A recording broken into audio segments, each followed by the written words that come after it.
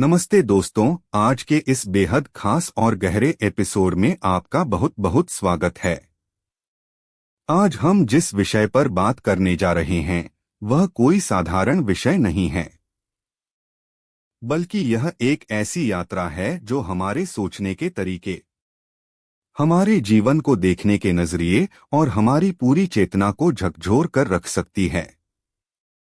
आज हम वियतनाम के प्रसिद्ध विद्वान थू जियांग गुयेन दु कैन द्वारा लिखी गई एक अद्भुत पुस्तक बौद्ध धर्म का सार यानी PHTHC टिंग होआ के पन्नों से गुजरेंगे। दोस्तों, बौद्ध धर्म के बारे में आपने बहुत कुछ सुना होगा, बहुत सी किताबें पढ़ी होंगी, लेकिन यह पुस्तक बौद्ध धर्म को केवल एक धर्म या कुछ नियमों के रूप में नहीं देखती, बल्कि यह इसे एक ऐसे दर्शन के रूप में प्रस्तुत करती है जो हमें हमारे मन की सबसे गहरी परतों तक ले जाता है। तो चलिए अपनी आंखें बंद कीजिए, एक गहरी सांस लीजिए और मेरे साथ इस ज्ञान की नदी में गोता लगाइए। जब हम बौद्ध धर्म की बात करते हैं तो सबसे पहले हमारे मन में भगवान बुद्ध यानी सिद्धार्थ गौतम की छवि उभरती है। लेकिन दोस्तों, लेखक हमें बताते हैं कि बुद्ध का जीवन केवल एक ऐतिहासिक कहानी नहीं है, बल्कि यह उन सभी के लिए एक आदर्श उदाहरण है जो जीवन में मुक्ति पाना चाहते हैं। जरा सोचिए, एक राजकुमार जिसके पास दुनिया की हर सुख सुविधा, हर ऐशो आराम मौजूद था, वह महल की चारदीवारी से बाहर निकलता है और चार दृश्य देखता है: एक बूढ़ा आदमी, एक बीमार आदमी, एक शव और एक शांत सन्यासी। इन दृश्यों ने सिद्धार्थ के भीतर एक ऐसा तूफान खड़ा कर दिया कि उन्हें समझ आ गया कि जवानी, स्वास्थ्य और जीवन सब कुछ अनित्य है, सब कुछ खत्म होने वाला है। उन्होंने देखा कि यह सारा संसार दुख से भरा है, और इसी दुख का मूल कारण जानने के लिए उन्होंने अपना घर, अपना राजपाट और अपना परिवार छोड़ दिया। 6 साल तक उन्होंने घोर तपस्या की, अपने शरीर को कष्ट दिया, उपवास किए। लेकिन फिर उन्हें एहसास हुआ कि शरीर को यातना देने से सच्चा ज्ञान नहीं मिल सकता। यह उनका पहला बड़ा दर्शन था कि किसी भी अति में जाना गलत है। न तो अत्यधिक सुख सुविधाओं में डूबना सही है और न ही शरीर को अत्यधिक कष्ट देना। उन्होंने मध्यम मार्ग को अपनाया और फिर बोधगया में एक पीपल के पेड़ के नीचे उन्हें वह परम ज्ञान प्राप्त हुआ जिससे वे सिद्धार्थ से बुद्ध यानी जागृत पुरुष बन गए। बुद्ध बनने के बाद उन्होंने जो सबसे पहला उपदेश दिया वह था 4 आर्य सत्य। दोस्तों, बुद्ध एक महान चिकित्सक की तरह थे। जैसे एक डॉक्टर सबसे पहले बीमारी को पहचानता है, फिर उसका कारण ढूंढता है, फिर यह बताता है कि बीमारी ठीक हो सकती है, और अंत में इलाज का तरीका बताता है। बुद्ध ने भी यही किया।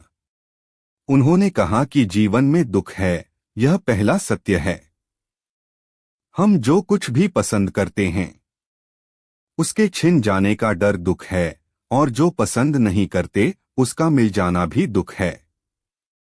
दूसरा सत्य है दुख का कारण, जो कि हमारी तृष्णा, हमारी अंधी इच्छाएं और हमारा अज्ञान है। तीसरा सत्य है कि इस दुख का अंत संभव है, जिसे निर्वाण कहा जाता है।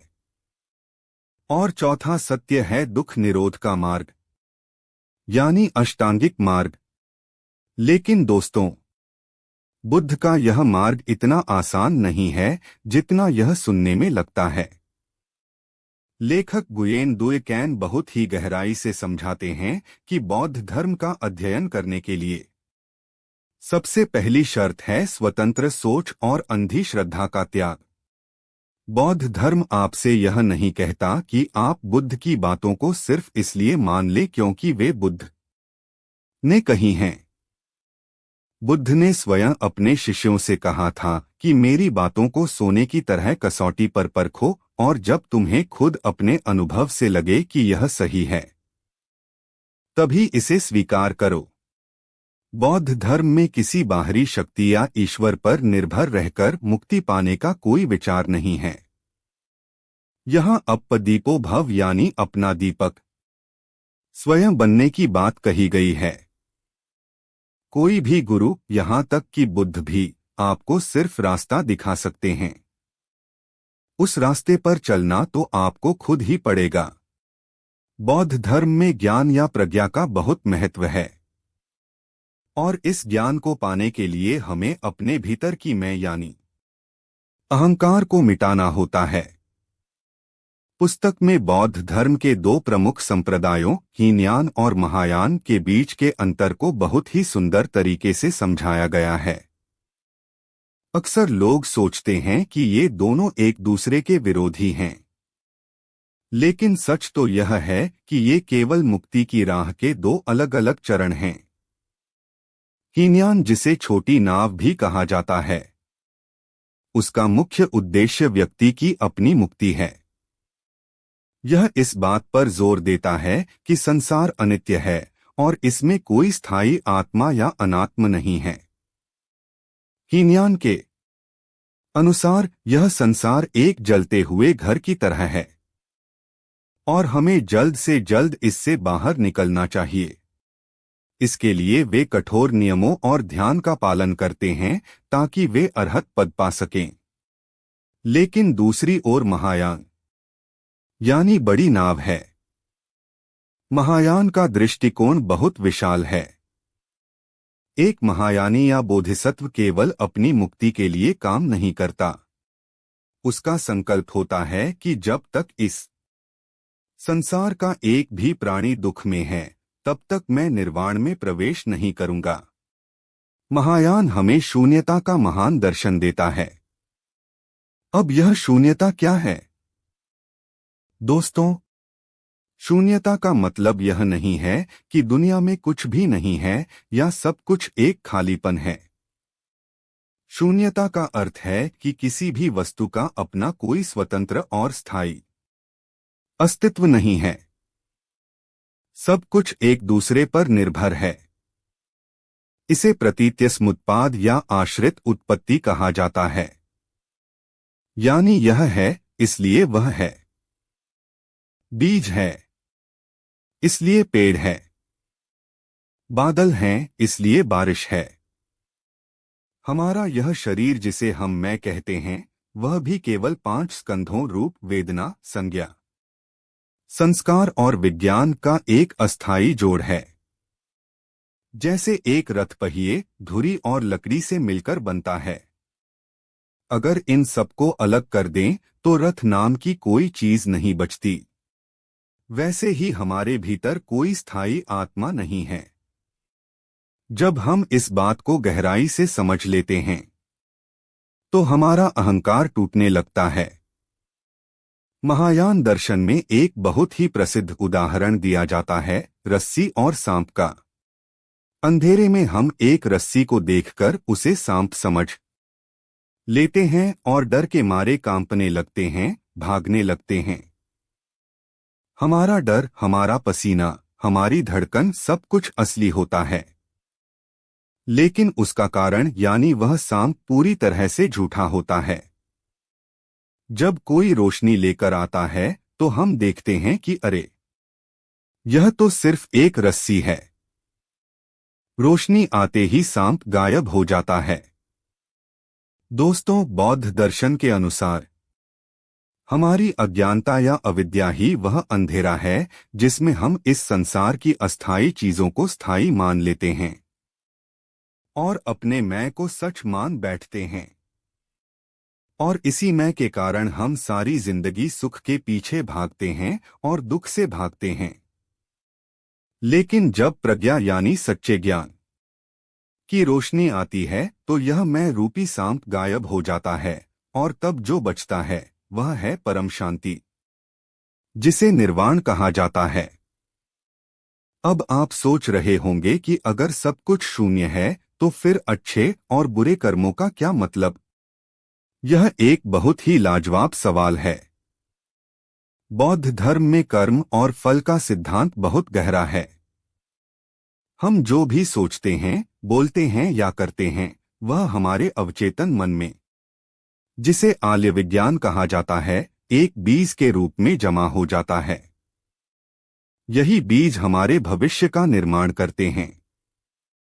इसलिए बौद्ध धर्म हमें अच्छे कर्म करने, दान देने, शील का पालन करने और ध्यान करने की शिक्षा देता है। लेकिन महायान दर्शन हमें इससे भी एक कदम आगे ले जाता है।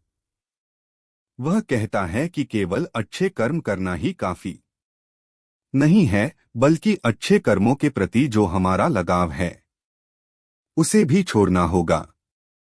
अगर आप दान यह सोचकर कर रहे हैं कि मैं दान दे रहा हूं और मुझे इसके बदले में पुण्य मिलेगा, तो वह दान भी आपके अहंकार को ही बढ़ा रहा है। एक सच्चा बोधिसत्व जब दान देता है तो उसे यह एहसास ही नहीं होता कि वह कुछ दे रहा है, नहीं वह यह देखता है कि कौन ले रहा है।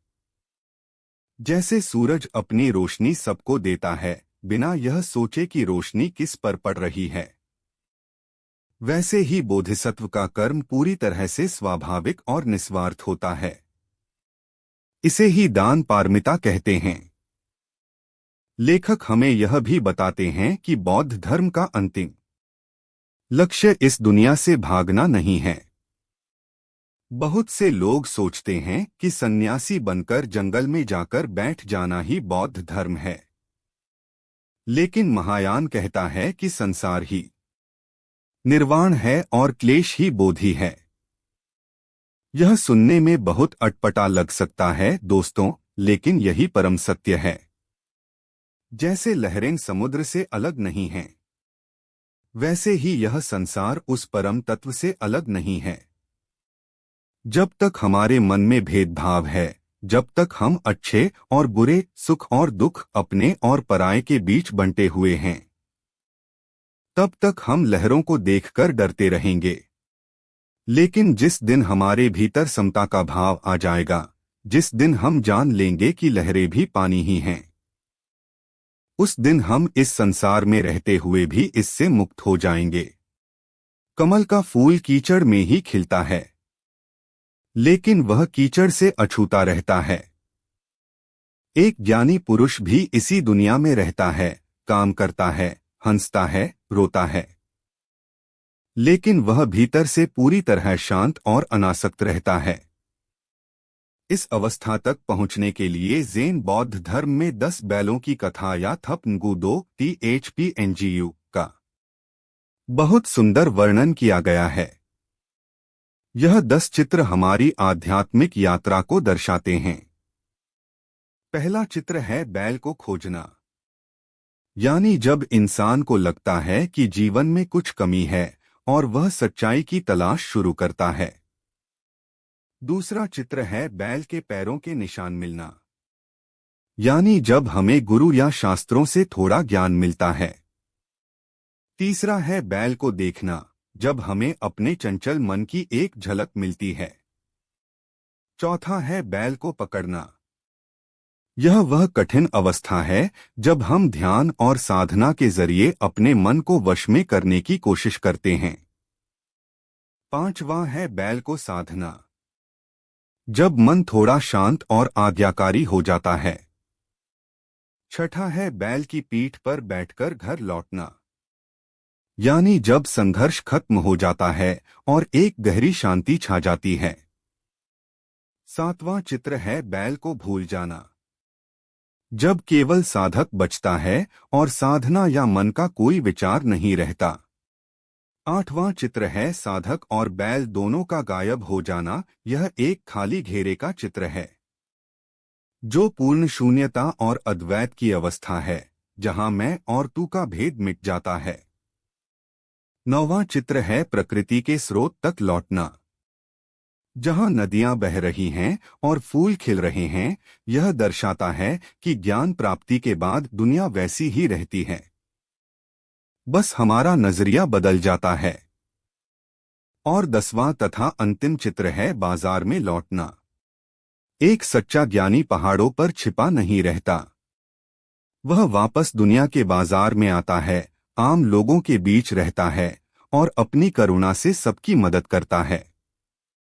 यही बोधिसत्व का असली मार्ग है। तो दोस्तों, थू गुयेन दुई कैन की यह पुस्तक हमें याद दिलाती है कि बौद्ध धर्म कोई किताबी ज्ञान नहीं है, बल्कि यह जीवन जीने की एक कला है। यह हमें सिखाता है कि हम अपने विचारों के गुलाम न बने, यहाँ तक कि हमें बौद्ध धर्म के सिद्धांतों से भी नहीं बंधना है। बुद्ध ने खुद कहा था कि मेरा ज्ञान एक नाव की तरह है, जिसका इस्तेमाल नदी पार करने के लिए किया जाता है। जब आप नदी पार कर लें, तो उस नाव को अपने सिर पर उठाकर मत घूमिए, उसे वहीं छोड़ दीजिए। इसी तरह जब हम परम सत्य को पा लेते हैं, तो हमें सभी सिद्धांतों और धारणाओं को छोड़ देना चाहिए।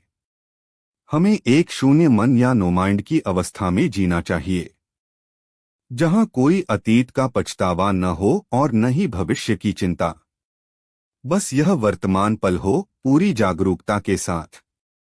यही सच्चा प्रज्ञा है, क्योंकि तब हमें यह महसूस होता है कि हम सब एक ही ऊर्जा, एक ही चेतना के हिस्से हैं।